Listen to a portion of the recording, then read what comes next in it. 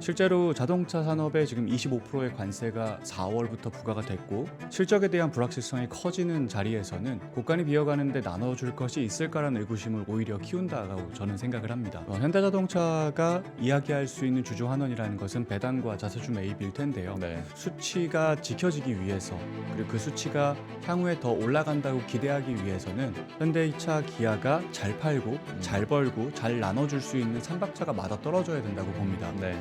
근데 잘 팔 수 있는가란 환경에서 봤을 때 관세 이슈로 인해서 영업 외적인 부분에서도 마이너스 요인들이 발현되고 있는 상황이라 당시 4월 초부터 관세 부과가 됐지만 2분기의 경우에는 석 달치 관세가 반영된 실적 기록이 아니었습니다. 이번 3분기 실적은 아직까지 유지되고 있는 25%의 관세가 전 분기에 걸쳐서 반영되는 첫 실적 분기가 될 거라고 보고 있고요. 지금 이런 영향을 부품사까지 함께 받고 있거든요. 그 비용까지 현대차, 기아는 4분기에 마주하게 될 겁니다.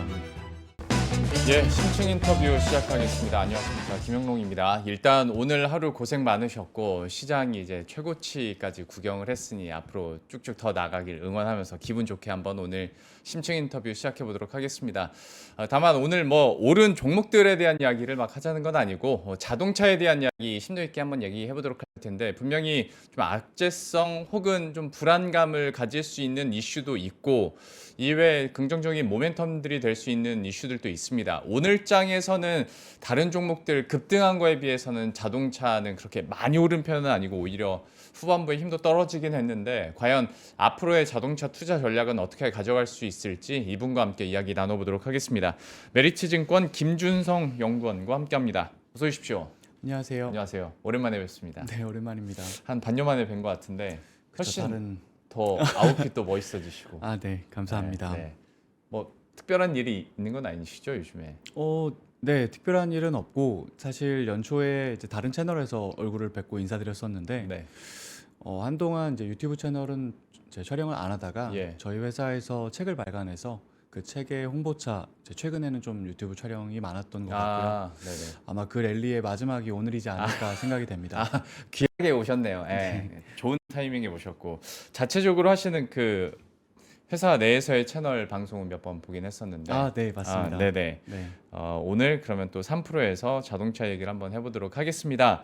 일단은 자동차 앞에서 오프닝에서 말씀은 드렸는데 일단 정책 효과에 대해서 최선두에 있진 않아도 자동차 업종이 어떤 밸류업과 관련해서는 다시 한번 현대차와 기아를 생각하게 만들거든요.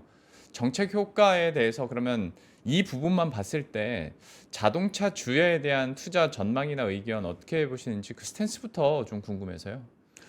정책 효과 밸류업 그 키워드가 사실 작년 상반기에는 자동차 산업 대장주들이죠. 현대차, 기아의 주가 상승을 일으켜 세우는데 굉장히 큰 공을 세웠습니다. 네.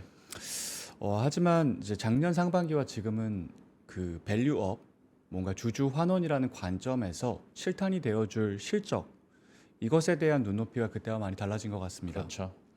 이제 작년 상반기라 하면 재작년 현대기아가 역대 최대 실적을 기록하고 나서 직후의 시기였습니다. 하지만 지금의 상황은 알고 계신 것처럼 트럼프 대통령이 당선되고 나서부터는 이 한국 시장과의 어떤 협상에 있어서 관세 협상에 있어서 자동차 산업이 상당히 뭔가 협상의 중심축으로서 네. 무언가 볼모가 되고 있는 느낌을 시장에서 많이 받고 있고요. 네. 실제로 자동차 산업에 지금 25%의 관세가 4월부터 부과가 됐고 중간에 15%로 인하한다라는 이야기가 있었지만 사실 그것도 유쾌한 얘기는 아니죠. 원래는 0이었으니까. 네. 근데 실제 그 이야기가 나오고 나서 한 달 반이 지났는데 아직도 25%의 관세가 그대로 부과가 되고 있습니다. 결국 밸류업 주주 환원이라는 것은 나눠줄 곡간이 가득 차 있을 때 우리한테 의미가 있는 것이고 네. 실적에 대한 불확실성이 커지는 자리에서는 곡간이 비어가는데 나눠줄 것이 있을까라는 의구심을 오히려 키운다고 저는 생각을 합니다. 지금 상황에서 그러면 좀 수치상으로 ROE를 높이려고 막 하면 결국 좀 무리가 따를 수도 있는 상황이다라고 판단해야겠습니까? 네, 이제 ROE를 높이기 위한 자본의 활용이라는 측면에서 카드가 줄어든다라고 저는 생각하고 있는 상황입니다. 현대자동차가 이야기할 수 있는 주주 환원이라는 것은 배당과 자사주 매입일 텐데요. 네. 그것에 대한 가이던스도 제공을 했었고요. 근데 그 수치가 지켜지기 위해서 그리고 그 수치가 향후에 더 올라간다고 기대하기 위해서는 말씀드렸던 것처럼 현대차, 기아가 잘 팔고 잘 벌고 잘 나눠줄 수 있는 삼박자가 맞아 떨어져야 된다고 봅니다. 네. 근데 잘 팔 수 있는가란 환경에서 봤을 때 사실 펀더멘털적으로도 우려가 커지고 있는 요즘이고요. 그리고 이 돈을 많이 벌었던 시장인 핵심 시장인 미국에서 관세 이슈로 인해서 영업 외적인 부분에서도 마이너스 요인들이 발현되고 있는 상황이라 조금 걱정이 됩니다. 지난 2분기 실적에서 현대차, 기아는 관세를 처음으로 실적에 녹여 저희에게 공시를 했었습니다. 네. 당시 4월 초부터 관세 부과가 됐지만 현대기아가 보통 2달치의 재고를 캐리하고 있기 때문에 2분기의 경우에는 석 달치 관세가 반영된 실적 기록이 아니었습니다. 이번 3분기 실적은 아직까지 유지되고 있는 25%의 관세가 전 분기에 걸쳐서 반영되는 첫 실적 분기가 될 거라고 보고 네. 있고요. 지금 이런 영향을 부품사까지 함께 받고 있거든요. 이 부품사들에 대한 비용 보전을 현대차 그룹에서 아마 현대차, 기아가 완성차에서 진행을 할 걸로 보입니다. 그 비용까지 현대차, 기아는 4분기에 마주하게 될 겁니다. 그래서 일단 우리가 밸류업이나 그리고 영업 펀더멘탈 실적 개선을 논하기 위해서는 대외의 불확실성 요인인 관세 우려가 축소되거나 제거되거나 하는 확인이 필요한 것 같고요. 그 이후에 현대차, 기아가 잘 팔 수 있는가? 지금 중국 자동차의 수출이 2020년 대비 올해 거의 10배 늘어나는 상황입니다. 네. 올해 같은 경우에 연간 중국 자동차의 합산 수출 판매가 현대기아의 합산 연간 판매를 넘어서는 해가 됩니다. 네. 자, 그런 것들을 그 이후에 이 대외 불확실성을 제거하고 나서 축소하고 나서 그 이후에 논할 수 있고 그리고 그것에 근거하여 얼마 나올지를 우리가 정량화할 수 있다면 그때 이제 시장에서 기대하는 밸류업, 주주 환원을 또한 논할 수 있는 순서가 된다고 저는 생각합니다. 그러면 저 개인적으로 궁금한 게 이제 관세가 몇 퍼센트로 확정이 될지는 뭐 트럼프만 알겠죠. 그러니까 우리가 유추할 수 있는 영역은 아닌데 제가 여러 분에게 한번 이렇게 얘기를 들어보면 공통적으로 우리가 뭐 천조국 해서 미국은 항상 소비가 많고 사람들 돈 많고 그렇게 각인이 됐지만 가격에 오히려 우리나라 소비자보다 더 민감하다고 얘기를 표현을 하시더라고요. 관세가 높아지면 결국 자동차 가격에 따른 부담이 소비자들한테 전가가 어느 순간은 될 수밖에 없을 텐데 여기에 따라서 어떤 매출에 대한 하향까지는 아니더라도 속도가 좀 슬로우해지는 영향이 실제로 좀 클 거라고 보시는지 그 심각성에 대해서는 어떻게 평가하십니까? 경제학을 공부할 때 가장 먼저 배우는 수요 공급 곡선 관점에서도 가격이 올라가게 되면 당연하게도 수요는 줄어드는 것이 맞습니다. 관세 25% 부과, 자동차 산업의 영업이익률이 정말 잘 나와도 10%를 넘기기가 어렵습니다. 네. 영세한 부품 업체들 같은 경우에는 로우 싱글 디짓 숫자가 수익성, 영업이익률로 기록이 되고 있죠. 근데 25%의 관세가 차값에 얹어지는 상황입니다. 자, 그것을 만회하기 위해서 가격 인상을 반드시 해야만 할 텐데 사실 아직까지는 지금 관세 부과가 시작된 지 반년이 지났지만 유의미한 가격 인상을 전개한 브랜드는 부재합니다. 네. 경쟁 심화 요인으로서 가격을 올리는 것이 소비자 입장에서는 관세가 그 비하인드에서 원가단에서 어떻게 올라갔는지는 사실 알 도리가 없고요. 관심도 없고요. 네. 눈에 보이는 스티커 프라이스가 어떻게 되는지가 중요한데 관세라는 비하인드 씬이 있다고 해서 누가 먼저 가격을 올렸다가 판매가 부진한 상황을 마주하는 부담이 굉장히 크게 그러겠죠. 업계에 반영되어 있다는 생각을 저는 하고 있거든요. 네. 그래서 지금 현재 시장 상황에서는 수요적 측면에서의 둔화 우려, 경쟁 심화 우려로 인해서 가격을 실질적으로 올리는 것은 조금 시간이 걸리지 않을까라고 생각을 합니다. 알겠습니다. 그리고 또 다른 이슈 중에 하나는 이달 말에 이제 미국 정부의 IRA 보조금이 종료 폐지가 되는데 이것 때문에 국내 증권사에서도 LG 엔솔 이 이슈로 목표가 하향 조정하는 리포트도 나오기도 했더라고요. 현대차와 기아에게는 어떤 영향을 주게 될 것인가? 어떤 판매 부분에서와 투자 부분에서 좀 어떻게 나눠서 생각해 볼 수 있을까요? 이제 두 가지로 나누어서 답변을 드려보면 일단 표면적으로 우리가 느낄 수 있는 것은 관세도 그렇고 전기차 보조금의 종류도 그렇고 전반적인 차값의 인상 요인으로 이제 작동하게 될 개연성이 높습니다. 예.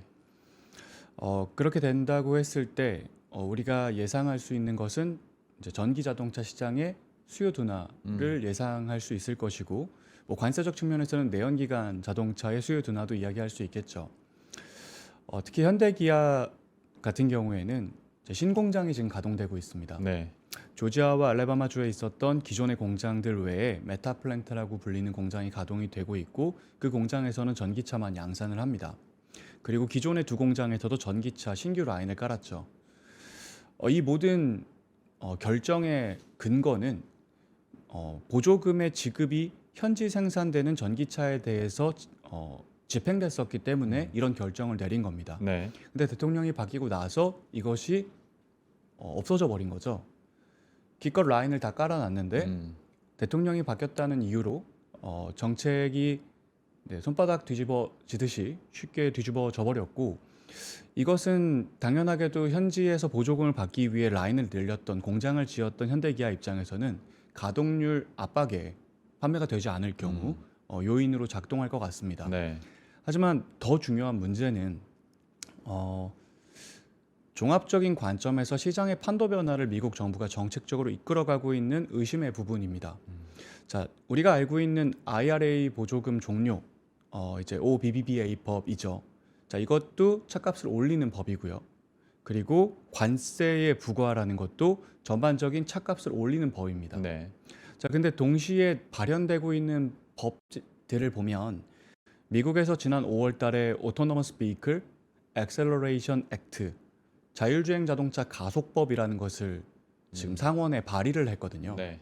그리고 지난주의 경우에는 NHTSA, 미국 도로교통국에서 실제로 자동차라는 것을 정의하는 규정을 자율주행 자동차에 맞게 변경하는 집행이 이루어졌습니다. 예. 예컨대 자동차라고 정의되어 판매되기 위해서는 인가를 받아야 되는데 지금까지는 시동장치, 뭐 트랜스미션, 변속기, 그리고 와이퍼, 램프 등이 반드시 부착이 되어 있어야 자동차라고 했습니다. 네. 자, 근데 이제는 그게 없어도 자동차라고 인정받고 판매가 되게 됩니다. 왜냐하면 변속도, 시동도, 그리고 시야를 보는 것도 사람의 눈이 아니고 소프트웨어가 하는 방향으로 바뀌어 나가는 것을 인정하는 법들인 거죠. 자, 그럼 이 법들을 함께 우리가 생각해 보면 미국 정부는 명백한 방향을 갖고 있는 것으로 보입니다.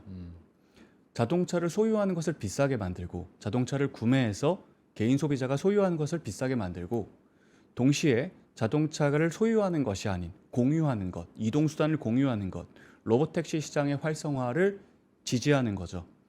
소유보다 공유하는 것이 저렴해지면 그것은 당연하게도 지금 미국이 주장하고 있는 자신들이 선도하고 있다고 주장하고 있는 로봇택시 시장, 자율주행 기술 시장의 확산에 도움이 될 겁니다. 네. 자, 그런 맥락에서 바라봤을 때 단순히 지금 전기차 보조금이 없어지고 관세가 부과돼서 현대자동차가 비용의 압박을 느낀다라는 표면적 우려뿐만 아니라 미국이란 시장이 지금 정책적 지원을 통해서 자동차를 개인이 소유하는 시장이 아니라 로봇택시를 통해서 공유하는 시장으로의 정책적 발현을 시도하고 있고 그것이 실제로 발현되고 소비자에게 어필이 됐을 때 현대기아가 이런 시장 변화에 준비가 되어 있는가라는 이제 우려와 기대도 함께 불러일으키고 있다고 저는 생각합니다. 그 우려에 대해서는 저도 공감합니다. 다만 지금 당장 뭔가 현대차와 기아에서 물론 얼마나 준비가 됐는지 저도 구체적으로는 모릅니다만은 어쨌거나 리스크는 리스크니까. 근데 저희가 지금까지 얘기했던 모든 요소의 무대는 미국 시장이잖아요. 그러면 이런 리스크 요인들을 조금이라도 해지하기 위해서 시장을 좀 다른 쪽으로 다변화해서 이거를 메울 수 있는 가능성은 없습니까? 제가 탑다운에서 시장을 이렇게 나눠보겠습니다. 자동차 산업을 제가 2009년부터 분석을 했거든요. 2009년에 막 분석을 한 그때나 지금이나 전 세계 자동차 시장의 수요는 크게 변하지 않았습니다. 자동차 산업은 200년 가까이 된 성숙 산업이고요. 네. 성숙된 수요 안에서 우리가 알만한 그 친구들이 최후의 생존자로서 땅 따먹기를 하는 시장이었습니다. 예. 약 8천만 대, 9천만 대 정도의 수요가 발현되고 이제 우리가 아는 GM, 포드, 그리고 폭스바겐, BMW, 벤츠, 현대, 기아 뭐 이런 친구들이 그 안에서 점유율 전쟁을 해왔었던 거죠. 자, 근데 지금 2025년 기준으로 제가 시장을 나눠 본다면 자, 연간 9천만 대가 팔릴 것이다. 자, 그 중에 3천만 대가 중국입니다. 1,500만 대가 미국입니다. 그리고 나머지 절반 4,500만 대가 미국도 중국도 아닌 기타 시장이죠. 네. 자, 이렇게 시장을 세 곳으로 나눠보고 현대 기아를 바라보는 겁니다. 자, 현대차 기아는 지금 중국에서 굉장히 큰 어려움을 겪은 지 오래됐습니다. 네. 현재 중국 시장에서 현대차 기아는 자본 잠식에 들어가 있는 지 4년 차가 된 해고요. 중국에서 이제 손익이 어떤 실적을 거뒀는지가 손익계산서에 반영이 되지 않고 있습니다. 자, 그래서 중국 시장에서는 어떤 가치 부여를 현대 기아에 대해서 내리기가 상당히 어렵죠. 자, 그러면 나머지 두 시장, 미국과 중국이 아닌 기타 시장으로 보는 건데, 네. 자, 기타 시장을 보면 이 기타 시장 4,500만 대 사이즈를 갖고 있는데 이 시장으로 중국 자동차의 수출이 거세게 올라오고 있습니다. 2020년에 중국 자동차의 수출이 100만 대가 되지 않았습니다. 올해 같은 경우에는 700에서 800만 대의 수출을 달성할 걸로 예상이 되죠. 지속적으로 이 중국 자동차를 선택하는 소비자가 미국도 아니고 중국도 아닌 기타 시장에서 굉장히 커지고 있다는 겁니다. 물론 우리나라에서는 그 존재감이 굉장히 강하다라고 얘기할 수는 없지만 전체적인 시장의 파이를 장악하고 있는 것이 팩트라는 거죠. 예. 자, 그러면 현대자동차 기아에게 있어서 가장 중요한 것, 실적적 관점에서나 기업 가치 개선을 위해서 가장 중요한 부분은 현재 미국입니다. 지난 5년 동안 지켜봤을 때 현대자동차 기아는 미국에서 굉장한 성과를 올렸고요. 점유율 확장을 계속해서 만들어냈고요. 그렇죠. 그 영업적 실적 개선과 더불어 환율 효과가 덧셈이 되며 역대 최대 실적이라는 것을 우리가 누릴 수 있었고 네. 그 역대 최대 실적에 근거한 밸류업, 주주 환원이라는 것도 함께 누릴 수 있었던 것이 지난 기억들입니다. 예. 자, 근데 그 미국 시장에서 지금 관세를 부과하고 있고 그 미국 시장에서 소유가 아닌 공유 중심의 자동차 시장의 변화가 지금 뭐 대중화가 당장 이루어졌다, 어마어마하게 거세졌다라고 할 수는 없지만 시작됐다라는 거죠. 네. 결국 현대자동차 기아의 기업 가치 상향을 위해서는 어떤 주식이나 마찬가지겠지만 두 가지가 필요합니다. 당장 돈을 더 잘 벌 것인가? 우리가 예상하고 있는 지금의 실적 추정치보다 이것이 올라갈 수 있는 실적 추정을 올려볼 수 있는 새로운 근거가 발현됐는가? 아니면 밸류에이션, 현대자동차의 내년, 내후년, 5년 뒤, 10년 뒤를 내다봤을 때 이 회사가 전 세계적인 모빌리티 시장의 비즈니스 모델 변화 속에서 함께 발맞춰 가며 지금 영위하고 있는 비즈니스 모델보다 더 큰 그 시장에서 어마어마한 포지션을 가져가며 땡겨올, 현재 가치화에서 땡겨올 미래의 실적이 있는가? 이걸로 우리가 밸류에이션을 높여줄 수 있는가? 이걸 볼 수 있는 새 생각이 필요하다라고 생각을 합니다. 그것을 보는 것이 이제 뭐 가깝게는 저희 나라 시간으로 9월 18일에 현대자동차가 미국에서 인베스터 데이를 진행을 하죠. 네. 어떤 이야기를 해줄 수 있는지에 저는 굉장히 집중하고 관심 갖고 있는 상황이고요. 예컨대 내년으로 넘어가 본다면 내년 5월에 현대자동차가 스마트카 데모카를 공개합니다. 네. 자, 2028년에 출시할 스마트카의 데모 버전을 내년 5월에 공개를 하죠. 예. 그것을 타봤을 때 우리가 굉장히 공감할 수 있는 역량을 보여줘서 미래를 앞당겨서 반영해 줄 수 있는가를 저는 또한 기다리고 있습니다. 아, 사실 들어보다 보면 그러니까 큰 골자는 이제 자동차 산업 자체도 일반 뭐 소유에서 공유로 넘어가고 미국에서도 정책적으로 그렇게 방향을 성립하고 가고 있다라는 건데 이 질문은 그래서 제가 한 말미에 드리려고 했는데 얘기가 나왔으니 한번 여쭤볼게요. 그러면 위원님께서 보시기에 지금의 자동차 산업은 제조업에 가깝습니까? 서비스업에 가깝습니까? 그리고 또 한편으로 이게 하드웨어 산업에 가까운 것인지 아니면 소프트웨어 산업에 가까운 것인지 지금까지는 전통 제조업이자 하드웨어로 먹고 사는 게 자동차 업이었는데 지금 말씀해 주신 것처럼 점점 더 공유화되고 여기서 얼마나 소프트웨어가 업그레이드가 되고 자율 주행이 되느냐 마느냐가 사실 성패의 기로에 엇갈릴 텐데 그렇게 되면 산업의 정의 자체도 재정립을 해야 되나라는 생각이 좀 들어서요. 그러니까 무엇에서 무엇으로 이전된다라고 보지 않습니다. 이제 오히려 확장된다라고 저는 생각을 합니다. 기존의 자동차 산업은 제조하여 판매하는 비즈니스 모델이었죠. 네. 거기에 이제 서비스라는 이동 서비스라는 것이 추가된다고 생각을 합니다. 어, 아마도 이제 제거되는 부분은 자동차를 구매하여 소유하고 유지 보수를 하는 그런 것들이 축소될 거다라고 생각을 합니다. 네. 비즈니스 모델의 대격변기를 마주하게 될 거다라고 생각을 하고요. 사람들이 이제 이동 서비스를 인지함에 있어서의 변화가 굉장히 크게 불어닥칠 거라고 저는 생각을 합니다. 당장 미국에서는 지난주에 일반인들이 이용할 수 있게 애플 iOS, 애플 앱스토어에서만 풀렸지만 테슬라의 로보택시 어플리케이션이 일반인이 다운로드 받고 일반인이 사용할 수 있게 업로드가 됐습니다. 네. 그리고 다운로드 랭킹이 현재 관련된 카테고리 안에서 지금 1등이 됐죠. 소비자들은 항상 같은 기준에서 소비를 한다고 저는 생각합니다. 경제성이 있는가, 편리성이 있는가, 그리고 재미있는가. 우리가 단순한 어떤 제품과 서비스를 구매할 때 항상 똑같게 적용되는 기준이라고 생각하고 있고요. 이동 수단을 선택함에 있어서도 이 세 가지 기준이 똑같이 들어간다고 생각합니다.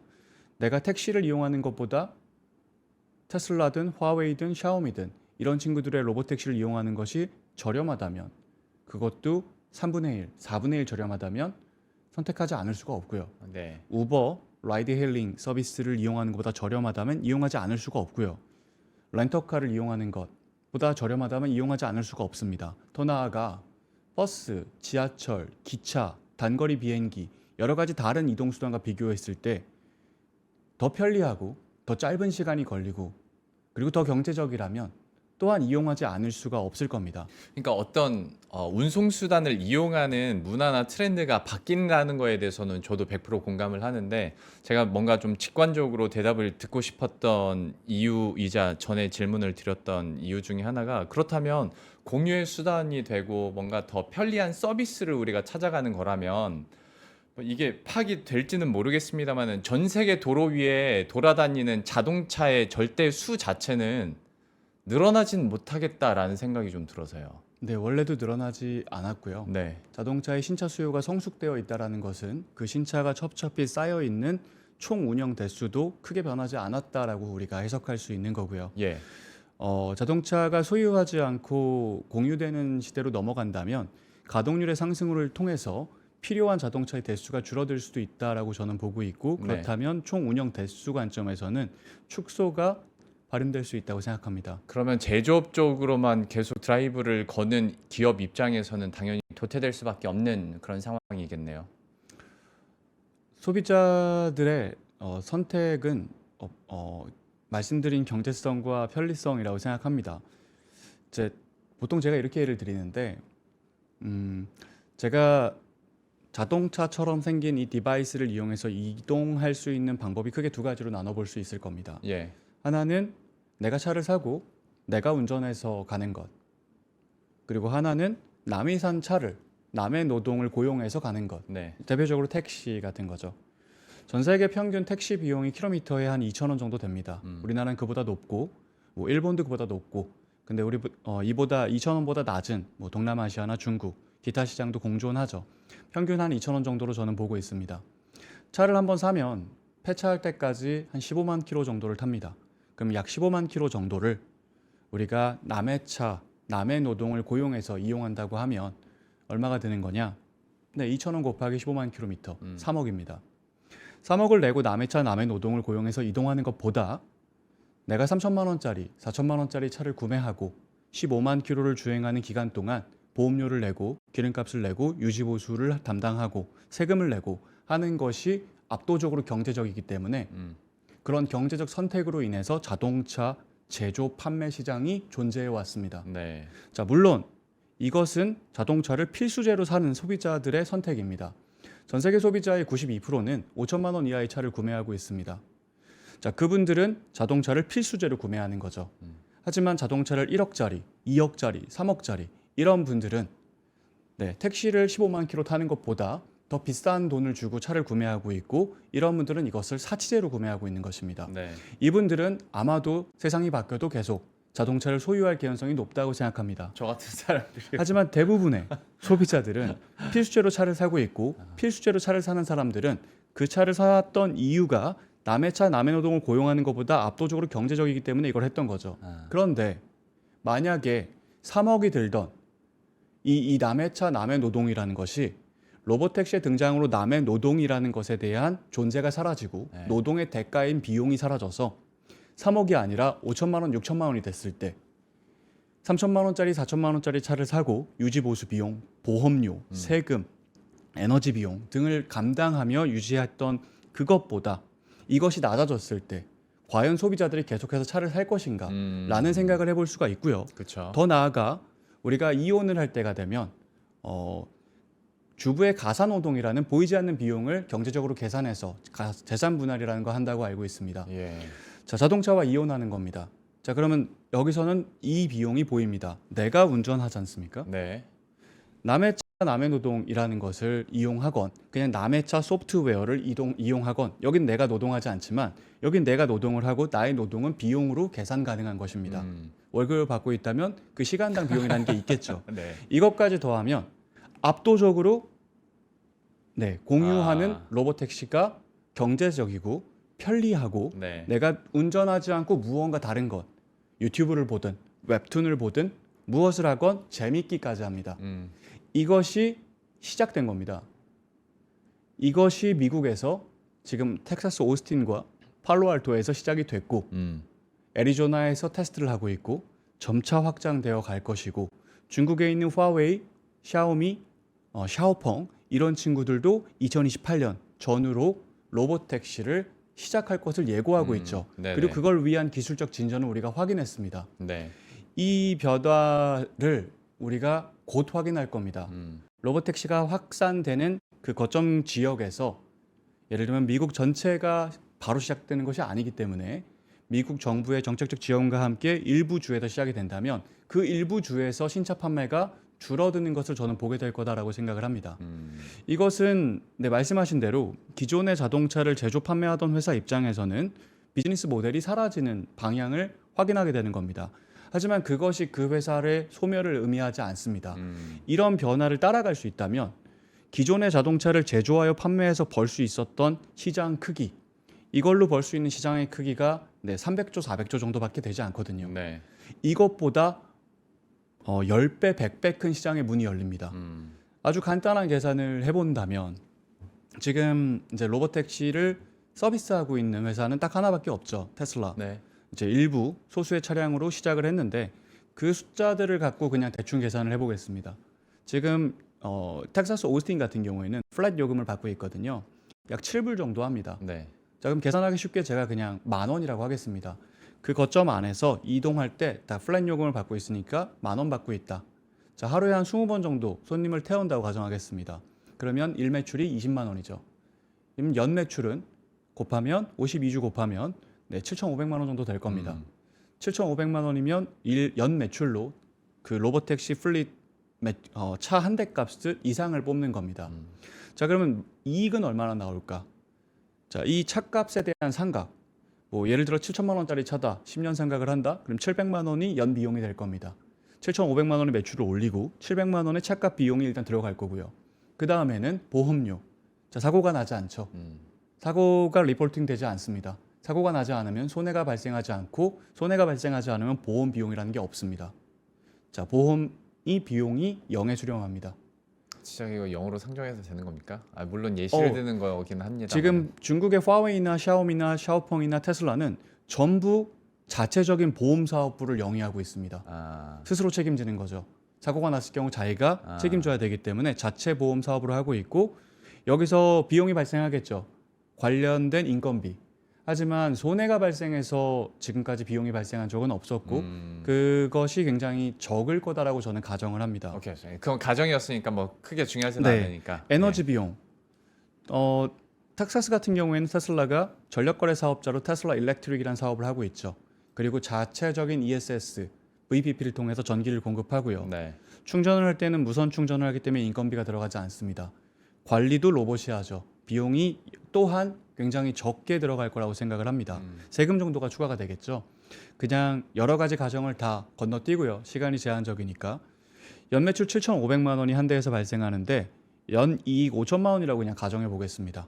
자, 이건 다 가정입니다. 네, 네. 실제로 비즈니스가 확산되면 숫자가 바뀌겠지만 자, 가정임을 말씀드리고 계산을 하면 한 대가 5천만 원을 법니다. 자, 그럼 몇 대를 풀까요? 자, 우리나라 같은 경우에 인구 1,000만 도시인 서울에 10만 대의 택시가 영업을 하고 있습니다. 미국은 4억 명이죠. 같은 기준을 적용하면 몇 대가 필요할까요? 네, 1,000만 명에 10만 대니까 4억 명이면 400만 대가 필요합니다. 자, 그럼 100만 대라고 하면 50조입니다. 400만 대라고 하면 그 곱하기 4를 하면 되겠죠. 네, 네. 자, 근데 저는 이렇게 생각합니다.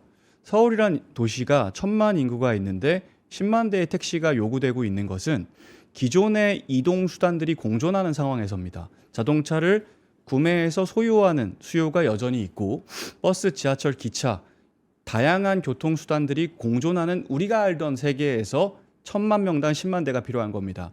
이것이 새로운 이동 시장으로 열려서 더 편리하고 더 경제적이고 더 재미있는 이것으로 수요 이전이 오겠죠. 그렇다면 4억 명에 400만 대가 아니라 예를 들어 그냥 간단하게 계산하기 위해 1,000만 대다. 자, 그럼 500조 시장이 나옵니다. 연이익이. 그럼 전 세계로는요?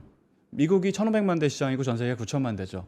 자, 곱하기 6 해보겠습니다. 단순하게. 그럼 3천조 시장입니다. 자, 3천조 시장은 근데 제가 승용 시장만 얘기했어요. 자, 상용 시장은 단위 거리, 결국은 이동 거리로 비용이 차지가 될 거니까 저는 제 개인적 계산으로는 승용보다 10배 이상 크다고 생각합니다. 자, 그럼 3천조가 아니라 삼경이죠. 네. 위원님, 제가 드릴 질문들이 많아서 네. 어떤 뉘앙스와 어떤 주제인지는 알겠습니다. 이제 캐치를 했고, 물론 플랫하면서도 베스트 케이스를 쉽게 설명해 주시다 보니까 맞습니다. 그 숫자가 나온 거니까 미래에 딱 그 시장이 지금 열린다라는 것보다 로직이 그다음에 생태계가 어떻게 변한다라는 건 자, 정도 그 제가 숫자가 맞지 않을 거예요. 네. 다 가정이기 알겠습니다. 때문에 네, 그렇죠. 아직 범용화가 되지 않았기 때문에. 하지만 현대기아가 네. 이 시장으로 들어간다면 네. 현대기아도 이동 데이터를 모으고 이동 데이터를 훈련시키는 계획들이 전부 공개가 되어 있거든요. 그것이 온트랙으로 가서 이제 문이 열리는 이 시장으로 들어간다면 300조, 400조 연이익이 나오는 기존 자동차 제조 판매를 넘어 미친 시장으로 넘어갈 그렇죠. 수 있고 예. 그렇다면은 비즈니스 모델은 종료되더라도 기업 입장에서는 레벨업이 전혀 다른 차원으로의 레벨업이 가능한 전환기를 맞이하고 있다고 저는 강조드리고 있습니다. 네, 어떤 그 얘기인지 알겠습니다. 네, 저는 감이 왔고 들으면서 놀라운 거는 지금 대본대로 질문 간 게 하나도 없는데 어쩜 그렇게 AI처럼 수치까지 다 그렇게 일목요연하게 얘기를 하시는지 전 그게 놀라워서 옆에서 놀라면서 들었습니다. 아, 감사합니다. 네. 참. 아무리 그걸 연구하는 분이라고 해도 어떻게 아무 질문에 이렇게 다 일목요연하게 답을 하실까라는 놀라움과 함께 바뀌는 생태계와 기술들 얘기가 나왔으니까 바로 테슬라 잠깐 얘기해 보겠습니다. 일단 9월 중에 완전 자율주행 택시 정식 서비스 시작하잖아요. 로보택시. 좀 앞에서도 잠깐 얘기는 해주셨는데 어떻게 평가하시고 얼만큼 이 시장이 폭발할 수 있을지에 대해서 좀 평가를 해본다면 어떻게 보십니까? 요금은 정확히 얼마예요? 로보택시는? 아까 이제 텍사스 오스틴에서는 플랫 네. 요금으로 7불 정도를 받고 있다고 말씀을 드렸고 네. 지금 팔로알토에서 굉장히 소수의 차량으로 서비스를 하고 있는데 예. 이 요금은 제가 봤을 땐 거리 연동형으로 나가고 있는 것 같습니다. 마일당 이제 1.5달러 정도 됐으니까 킬로미터에 한 1,500원, 1,300원 이 정도 되는 것 같습니다. 나쁘지 않네요. 네, 근데 강조드리듯 저도 굉장히 계산을 빨리 해보고 싶습니다. 실제로 우리가 범용으로 이용할 수 있는 단계에서의 단위 거리당 비용을 정확히 알고 싶고 그것을 마주하는 것이 제가 아까 쭉 설명드린 전 세계 이동 시장, 로봇 택시, 운전 로봇 시장의 가치를 평가하는 기준이 될 겁니다.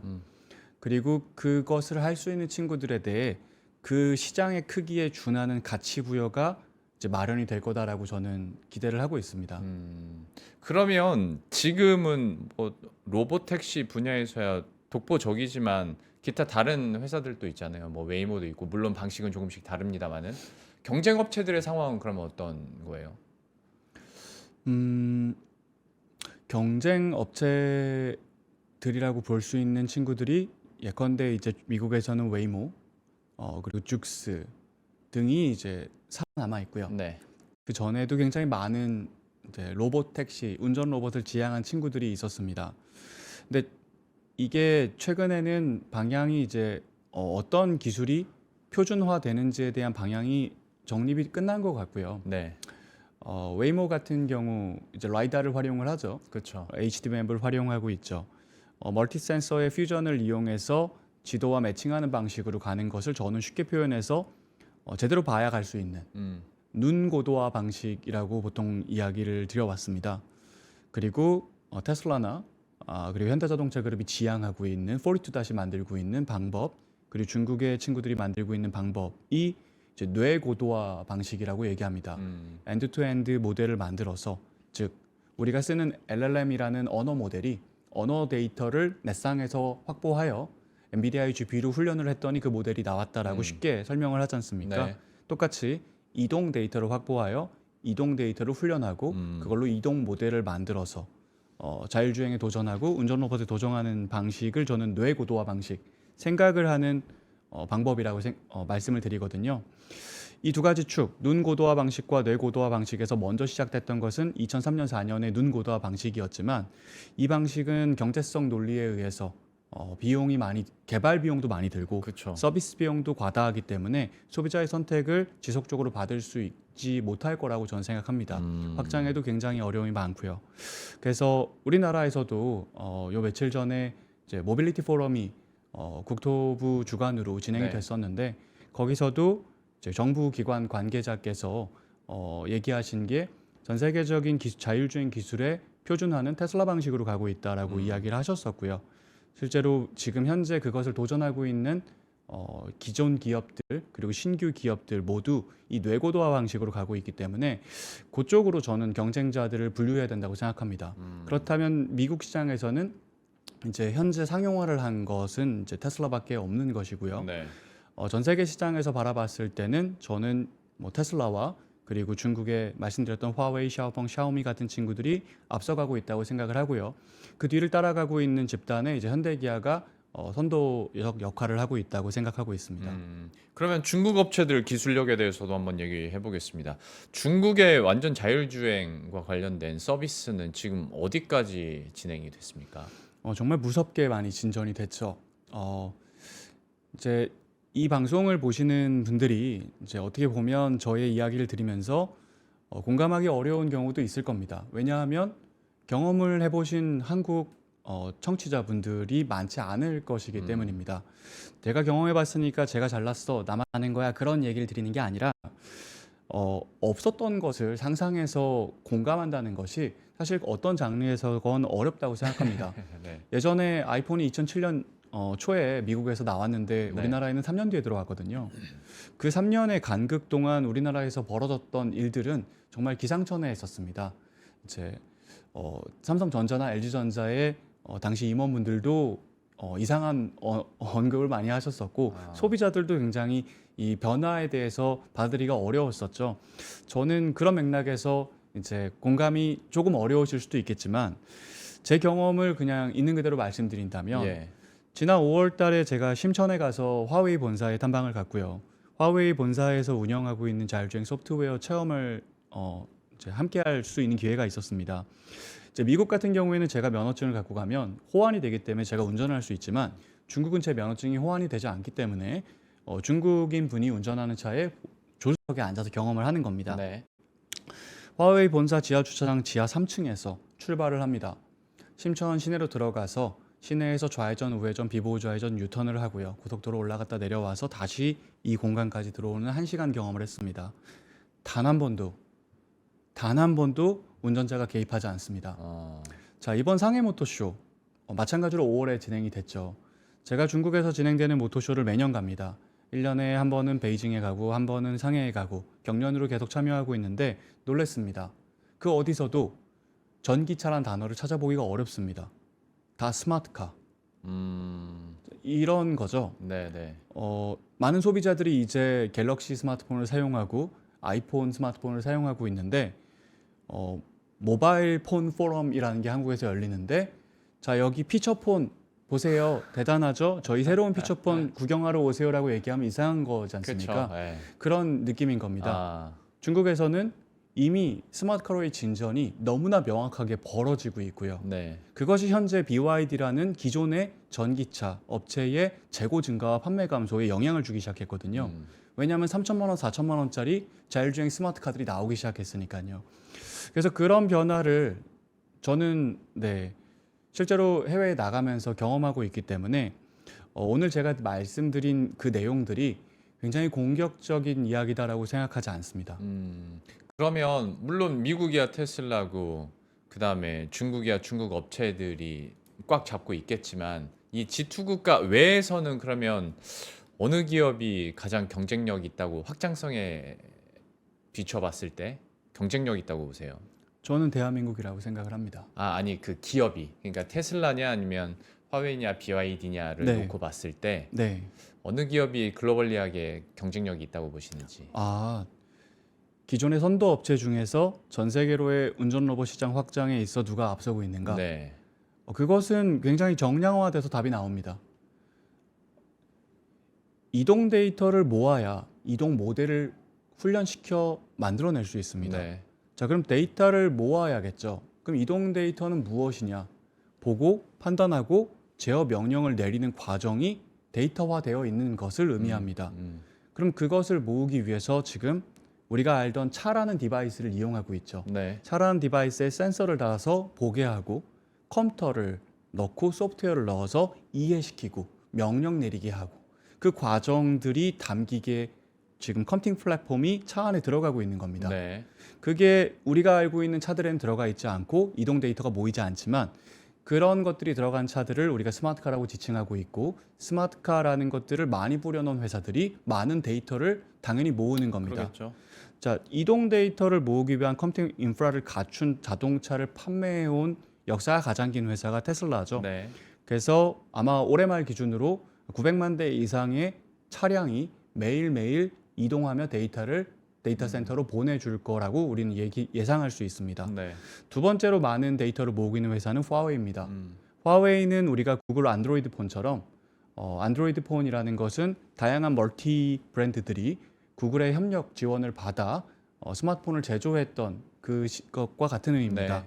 이 소프트웨어 역량이 떨어지는 친구들이 이제 화웨이의 도움을 받아서 스마트카를 만들고 있고요. 현재 10개 이상의 제조업체들이 화웨이카를 만들고 있습니다. 그렇기 때문에 볼륨도 가장 많고요. 올해 말 기준 약 200만 대의 스마트카가 데이터를 모아줄 것이다라고 예상이 됩니다. 네. 그것이 2등입니다. 자, 3등은 샤오미가 올해 말 기준 각각 80만 대, 50만 대의 디바이스를 통해서 데이터를 모을 거라고 봅니다. 이렇게 정량화가 되고요. 이렇게 모인 데이터를 훈련하는 데이터 센터의 스펙도, 캐파도 우리가 다 얘기합니다. LLM을 하는 오픈AI나 메타나 마이크로소프트나 구글이나 이런 친구들이 NVIDIA GPU를 몇 개 사서 얼마만큼의 데이터 훈련 능력을 갖췄는지를 정량화해서 비교하고 있거든요. 네. 똑같습니다. 자동차 쪽도 마찬가지입니다. 테슬라의 경우에는 작년 말 기준 100 엑사플롭의 연산 속도를 훈련에 보여주고 있는 상황이고요. 샤오미 같은 경우 이제 11 엑사플롭, 초당 11경 정도 연산하는 이 GPU 클러스터를 갖고 있는 거죠. 화웨이가 10 엑사플롭 정도의 속도를 갖고 있습니다. 그래서 이런 데이터의 확보 역량 그리고 데이터 훈련 역량에서 정량화로 따진다면 이 친구들이 앞서가고 있고 후발주자로서 따라가는 친구들 중에 누가 잘 따라갈 것인가를 이야기함에 있어서도 저희가 현대기아를 논하든 누구를 논하든 이런 관점에서 언제 데이터를 모으기 시작할 것인가, 언제부터 얼마나 강하게 훈련시킬 수 있는 것인가로 이야기해 볼 수 있을 겁니다. 그러니까 지금에서야 테슬라와 중국 업체들의 격차가 좀 있을 수 있겠지만 중국 기업들의 기술력이나 확장성이 워낙 가파르다 보니까 그에 따라서 한번 질문을 드려본 거기도 하고, 사실 그 독일 미넨에서 지금 열리고 있는 IAA 모빌리티 2025 여기에서도 참가 기업의 절반이 중국 기업이었다면서요. 그러다 보니까 와, 그냥 전 세계 시장에서도 중국이 엄청나게 빠르게 약진하겠다라는 막연한 좀 생각들이 있어서 한번 여쭤본 거였거든요.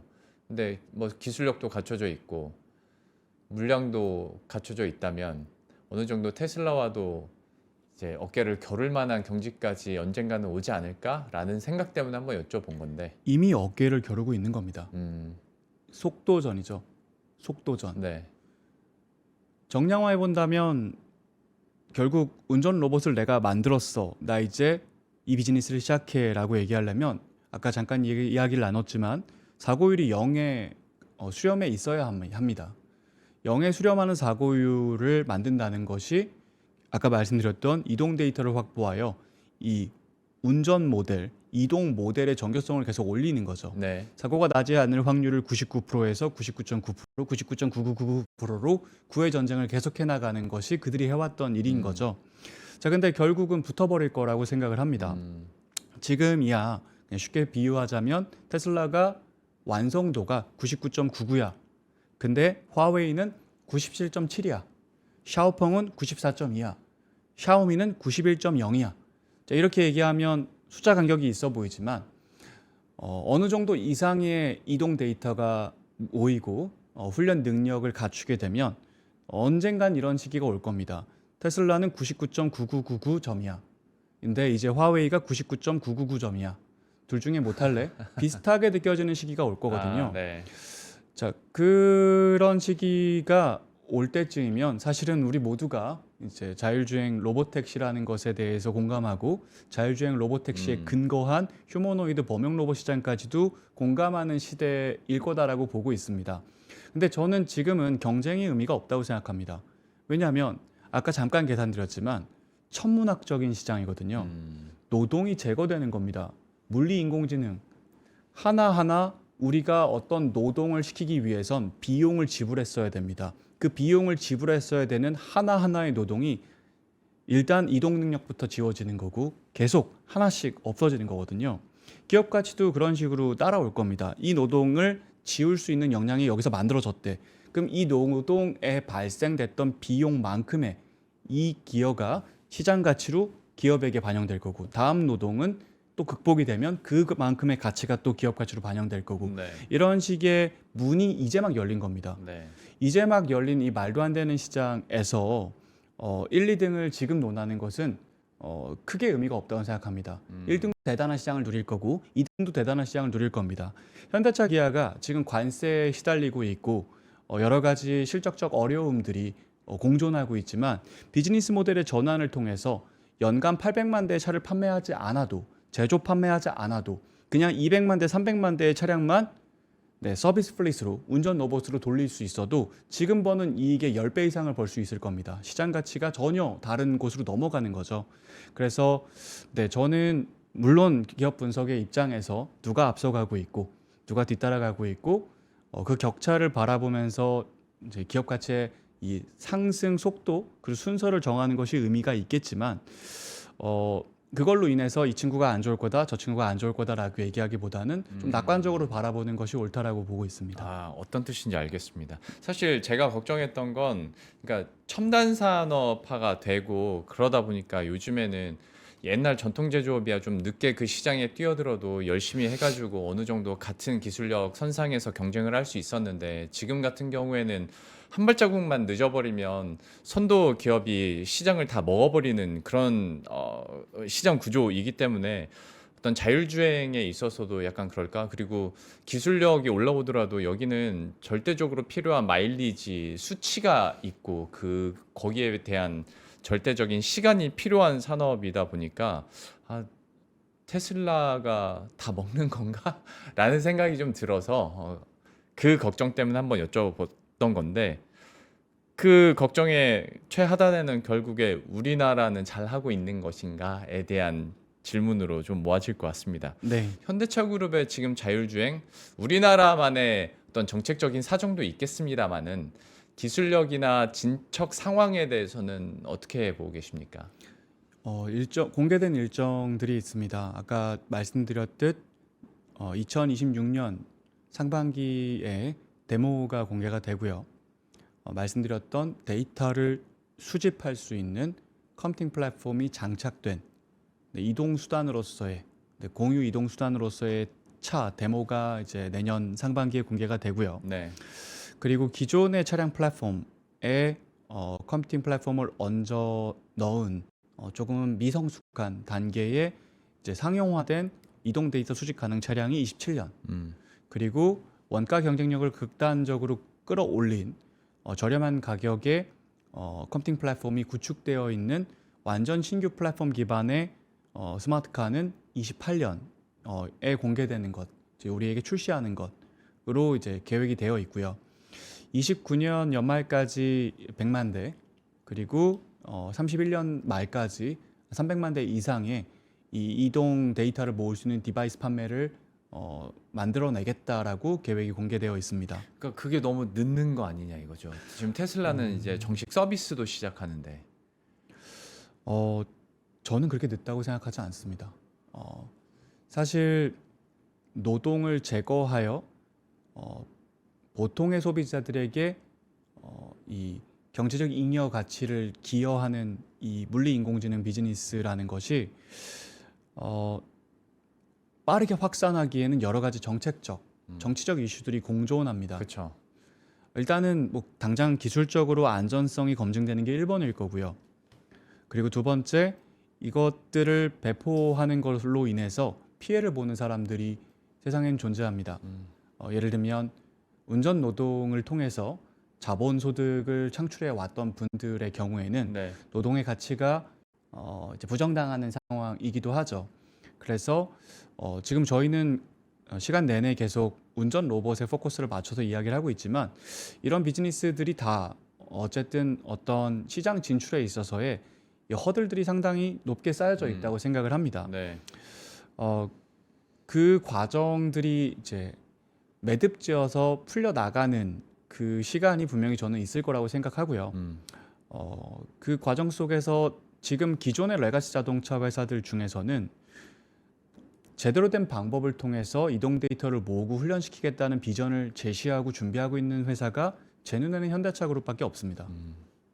그래서 현대차 그룹이 지금 2025년에 2030년을 이야기하고 있다면 늦어 보이는 것이 맞죠. 선도업체와 비교하면 늦어 보이는 것이 맞지만 그것을 정말로 실현해 낼 수 있기만 하다면 저는 역대 최대 실적을 거두었던 2년 전의 숫자를 훨씬 뛰어넘는 미래를 확보할 수 있을 거라고 기대합니다. 그래서 기업 가치적 측면에서는 그것을 우리가 기대할 수 있는 기술적 검증을 데모 공개를 통해서건 아니면 별도의 인베스터 데이에서의 기술 공개를 통해서건 아니면 준비된 스마트카의 체험 행사를 통해서건 우리에게 마일스톤들을 쌓아가는 것이 필요할 것입니다. 알겠습니다. 설명을 너무 구체적으로 잘 해주셨는데 네. 거의 다 시간이 끝나긴 했습니다만은 듣다 보니까 우리가 근데 전통 차량에서 그래도 명맥을 꾸준히 이어온 독일이랑 일본 차 얘기를 전혀 안 했네요. 그만큼 뭐 시장의 판이 바뀐 걸 수도 있는데 자율주행과 관련해서 독일이나 일본 쪽에 지금 진행 상황은 어떻게 되고 있는 거예요? 뭐 제가 분석하고 있는 관점에서 네. 말씀을 드려보면 독일은 폭스바겐으로 말씀을 드려보겠습니다. 폭스바겐은 예전에 이제 헐버트 디스라는 회장님이 리드를 할 때 상당히 적극적으로 이런 미래에 대한 전략적 준비를 해왔었다고 생각을 했습니다. 네. 하지만 코로나 시기에 이 폭스바겐 그룹의 대주주 집단에서 그런 변화에 공감하지 않았고 그 기존 경영자를 물러내고 폭스바겐 그룹의 하나의 서브 브랜드죠. 포르쉐의 네. CEO를 맡고 있었던 올리버 블룸이라는 사람을 이제 그룹의 CEO로 올려 세웁니다. 잘 아시는 것처럼 포르쉐라는 브랜드는 저도 참 좋아했던 브랜드지만 부릉부릉 감성으로 타는 거죠. 사치제이고 예. 필수제가 아니죠. 네. 사치제이고 그리고 이제 굉장히 이제 내연기관 중심의 그렇죠. 감성을 갖고 있는 차라고 할 수 있을 겁니다. 이제 아예 이 미래 모빌리티 시장에 정반대에 있는 사람을 폭스바겐 그룹이 수장으로 내세운 거죠. 그리고 나서 기존의 회장이 준비했던 거의 모든 소프트웨어적 진전들이 축소됩니다. 그 결과 지금은 사실 그런 결정을 내린 것을 굉장히 후회하고 있거든요. 그리고 이제는 돌이킬 수 없어져 버렸으니 폭스바겐은 중국 자동차 회사에게 라이센싱 의뢰를 하고 있습니다. 네. 과거에 많은 모바일폰 업체들이 구글 안드로이드에게 기대었던 것처럼 폭스바겐은 중국의 샤오펑이라는 친구에게 거의 모든 밸류체인의 의탁을 의뢰하고 있는 상황이고요. 더 나아가 샤오펑에게만 의지하는 것이 불안했던 것인지 화웨이에게도 또한 의탁을 합니다. 멀티 브랜드로 가는 거죠. 그래서 폭스바겐이라는 모델 브랜드는 샤오펑이랑 가고 폭스바겐 그룹 안에 아우디라는 브랜드는 화웨이랑 연합을 하고 있습니다. 그래서 이번 5월달 상해 모터쇼에 화웨이카 전시 부스에 아우디가 올라가 있었죠. 센서는 어디에 달아야 하고 컴퓨터는 뭘 써야 하고 소프트웨어는 내가 넣어주는 거 써야 되고 그리고 이 제어 아키텍처는 내가 원하는 걸 또 해야 되고 끝단에 들어가는 부품도 내가 원하는 걸 해야 되고 그 모든 것들을 다 이제 의탁하게 되는 상황을 마주하고 있습니다. 껍데기 플랫폼만 그러면 이제 아우디, 폭스바겐, 뭐 포르쉐가 되는 거예요? 이제 그렇게 보이는 이제 모습이 중국에서 벌어지고 있는 거죠. 일본 업체 같은 경우에는 이제 뭐 지금 굉장히 어렵죠. 닛산 같은 경우에는 존속 가능성에 대한 이야기를 해줘야 되는 상황까지 치몰렸고요. 네. 혼다 같은 경우에도 상당히 어려움이 많았던 터에 관세 부담이 저희 현대기아에게만 있던 건 아니죠. 지난 분기에 자동차 사업부가 적자 전환했습니다. 예. 토요타도 그런 어려움이 있는 가운데 준비가 제대로 되어 있는가? 저는 되어 있지 않다고 생각합니다. 자동차 경영진들을 보면 나뉘었습니다. 미래 모빌리티에 대해서 적극적으로 투자하고 준비하는 회사가 있었던 반면 예를 들어 오늘 제가 드렸던 그런 이야기들을 2년 전, 3년 전, 5년 전, 10년 전에 들었을 때 그거 다 사기야 라고 얘기하는 경영자들이 많았습니다. 예. 대표적으로 BYD의 왕창푸라는 CEO는 2년 전이었던 것 같은데 투자자 간담회에서 자율주행은 신기루 같은 것이다 라고 언급을 했기 때문에 네. 자율주행에 대한 준비가 덜 되어 있는 모습을 보여주고 있고요. 그가 지금의 판매 부진으로 재고 증가로 연결되는 거고요. 토요타 아키오 토요타 회장 같은 경우에도 대표적인 자율주행은 현실 세계에 존재하지 않는다. 그건 아주 먼 미래의 이야기다라고 얘기했던 축에 포함된다고 저는 생각을 합니다.